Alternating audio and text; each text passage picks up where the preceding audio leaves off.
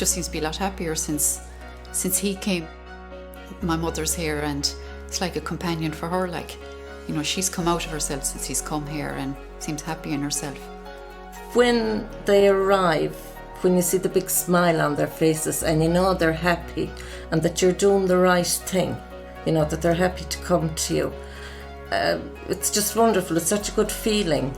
Brian has been coming now over 22 years and he's just like my own son. As you can see, he sits well in here. It's home to Brian. Tá sé de lug difriúlas mo gasúr hain agus tanir meas agus cinna marhab agus tá me sé fóm wahab. Chola lá chun sé de cuine warm hain me dína ítach tingin sé go má an más agus an domacht agus tá sé casúling hain go díra.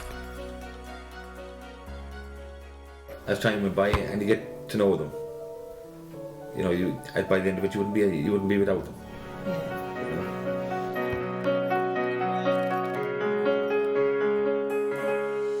Home Share Galway is a joint scheme with the Brothers of Charity and Ability West. It started in 1985. It was a scheme originally set up by Ability West, and then the Brothers and Ability West joined up in the 90s, early 90s. So it is a scheme that now has almost 100 host families across the city and county, providing all types of home sharing. And we use home sharing as an umbrella term for host families. But under Home Share Galway, there's 3 elements to the scheme. One is home sharing short breaks, where individuals, both children and adults, go to host families for short breaks, say a night a week or 2 nights a week or a weekend. It's very flexible.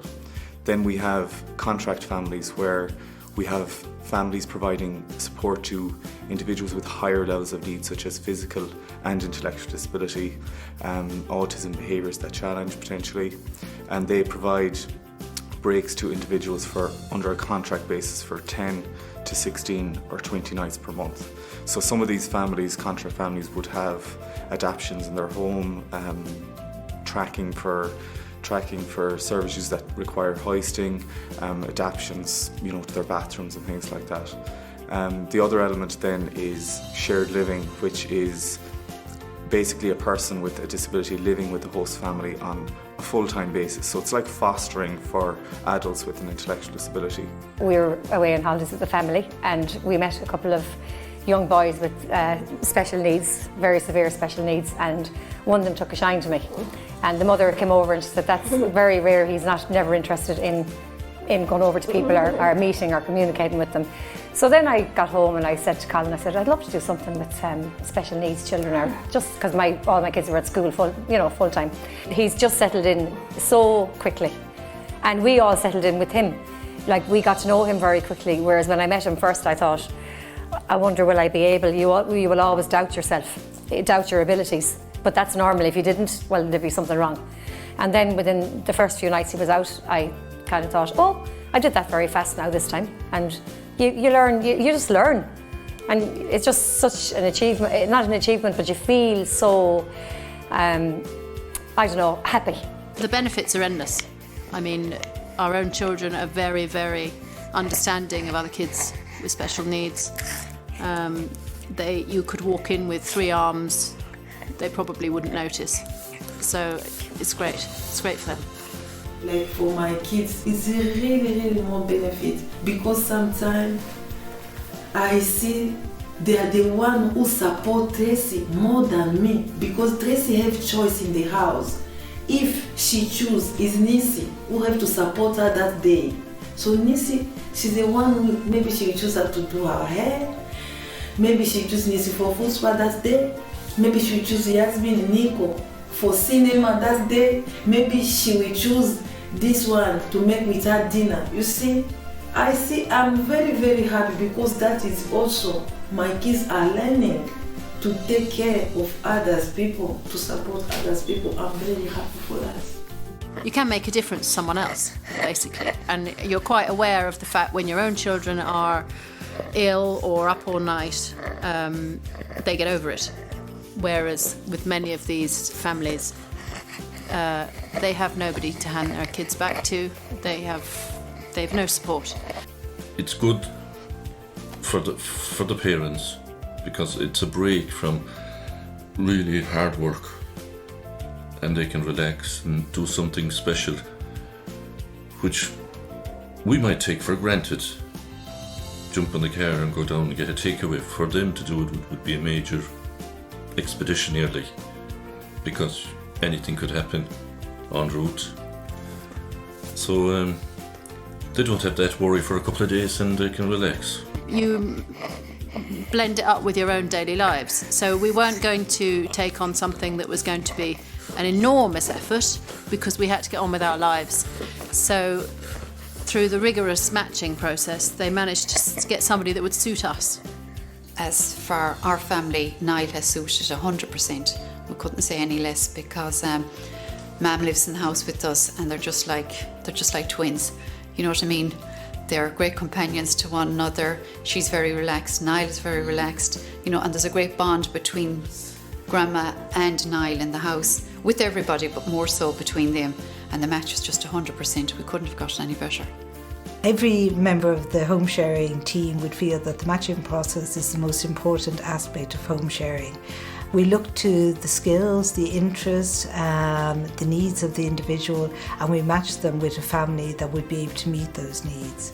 And the whole thing about a guest going to stay within a home sharing placement is all about an individualised and personalised service. So where at all possible, we try and look to meet each and every one of the guest needs.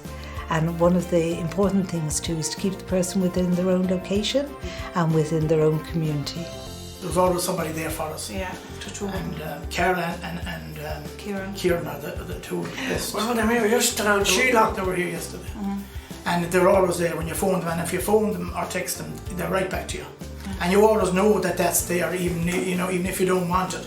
That's definitely something to lean on, that you know you have them there, and we know they are there. And they re-emphasise that to us every time they come to see us, and every time we speak to them, the importance of us contacting if there's anything.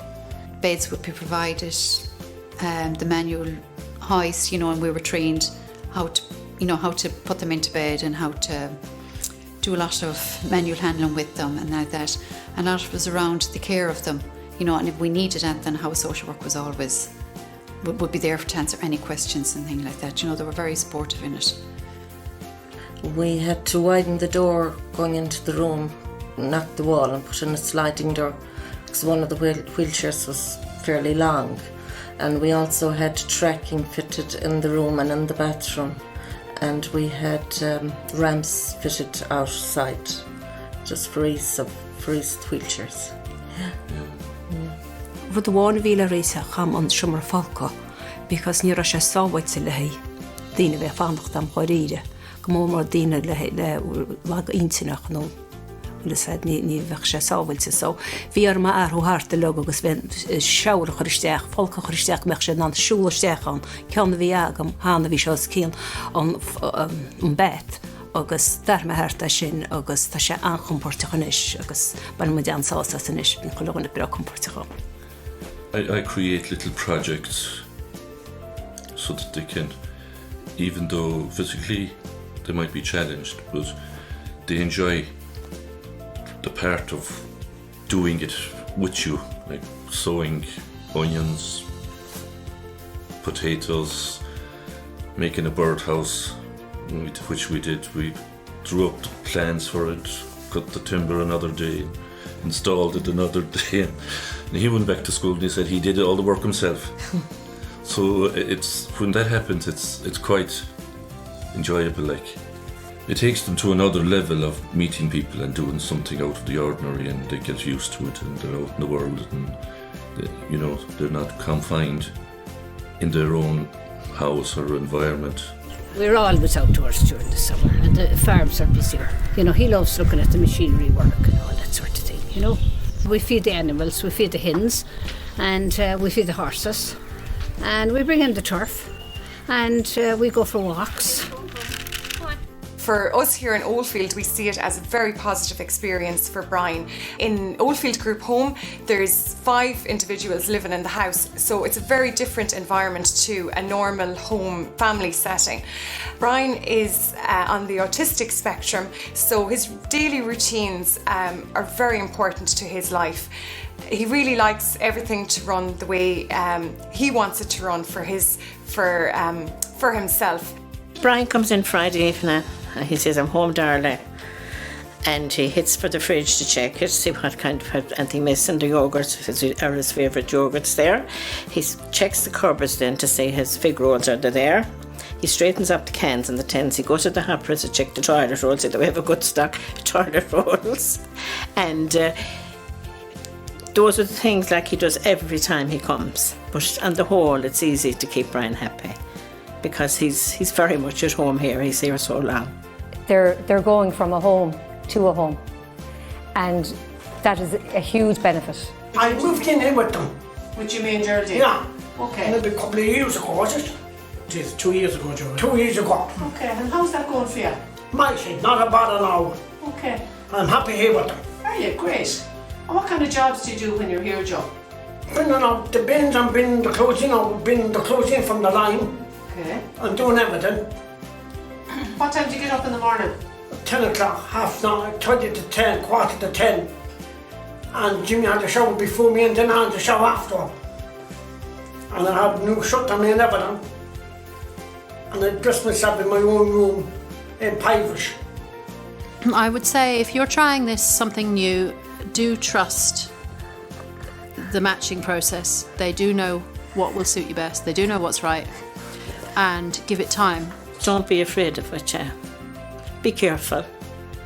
You have to watch. You know, like you would have to watch your own children when they're young. You have to watch and be careful. No, not to be afraid. If you're afraid, you know there's help near hand. And you have to love them like you love your own child. And that's, I think, the main thing. Plenty of love and affection. I think that goes a long, long way.